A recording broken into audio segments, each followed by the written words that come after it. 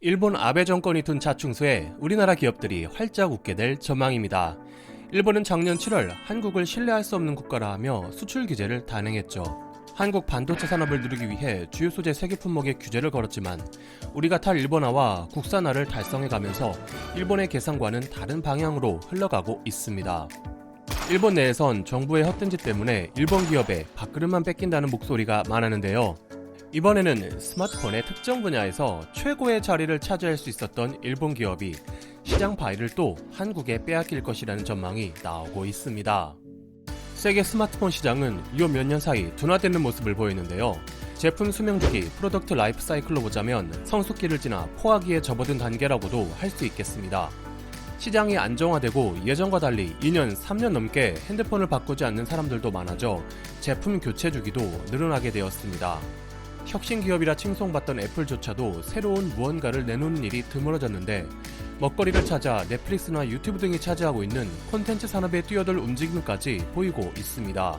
이런 상황 속에 언제나 후발주자 전략을 쓴다고 여겨지던 삼성이 폴더블폰이라는 새로운 바람을 불어넣으면서 이제는 애플보다 훨씬 혁신적인 기업이라는 소리까지 듣고 있습니다. 해외 외신도 폴더블폰을 가리켜 스마트폰 사업 속 유일하게 큰 이윤을 기대할 수 있는 분야라 칭하며 관심을 나타냈습니다. 현재 갤럭시 폴드와 Z 플립을 시장에 내놓으면서 삼성이 1등 주자로 달리고 있는데요. 시장 조사 기관에 따르면 폴더블폰의 예상 판매량은 2020년에 1,400만 대, 2021년 3천만 대, 2022년에는 5천만 대에 이를 것이라고 합니다. 정체된 스마트폰 시장 속 새롭게 싹튼 희망이죠. 만약 일본이 한국에 수출 규제를 안 했다면 폴더블폰 시장에서 일본 소재 기업이 지배적 위치를 차지할 수도 있었겠는데요. 높은 매출도 기대할 수 있었겠지만 쪽집게 같은 아베는 오히려 그 좋은 자리에서 자국 기업들을 쏙쏙 뽑아내는 실수를 저지른 것 같습니다. 폴더블폰의 핵심 기술은 접히는 화면이고 화면 위에 올리는 윈도우 커버 또한 중요한 소재입니다. 바로 이 윈도우 커버에 일본산 폴리이미드가 각광받고 있었는데요. 놀랍게도 아베가 수출 규제를 걸어버린 것입니다. 일본 기업들이 한국에 수출하려면 까다로운 절차를 거쳐야만 하게 했고 이마저도 일본 정부의 사정에 따라 납품 일자를 맞추기 어렵게 됐습니다.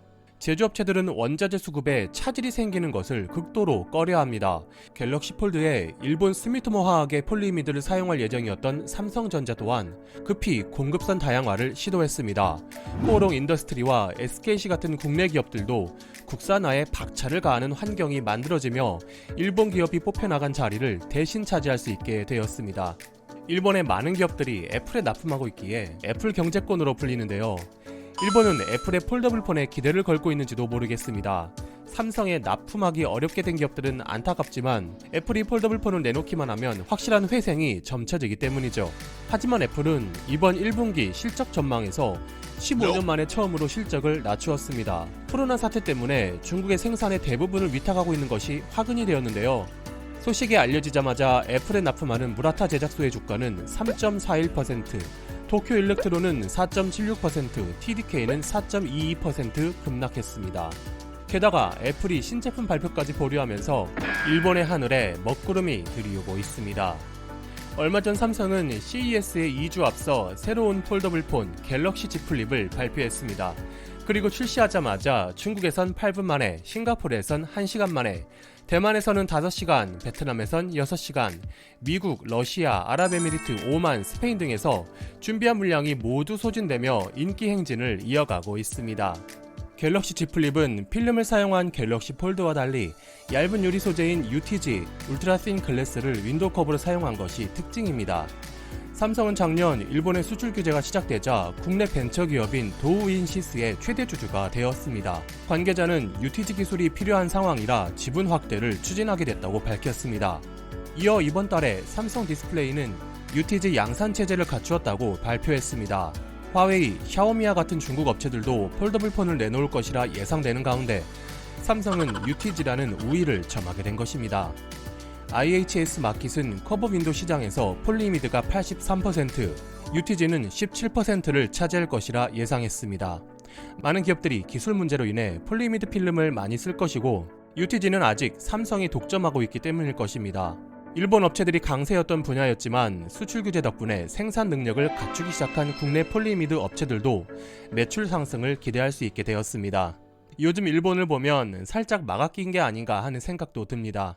2020년 관광대국을 목표로 했지만 한국인 관광객이 끊겨 물거품이 되었고, 코로나로 인해 올림픽 또한 성공이 불가능하게 되었습니다. 아베는 재팬 그레이트 어게인을 외치며 동분서주하지만 한국과 등을 돌린 대가는 클 것입니다. 이상 와티맨이었습니다.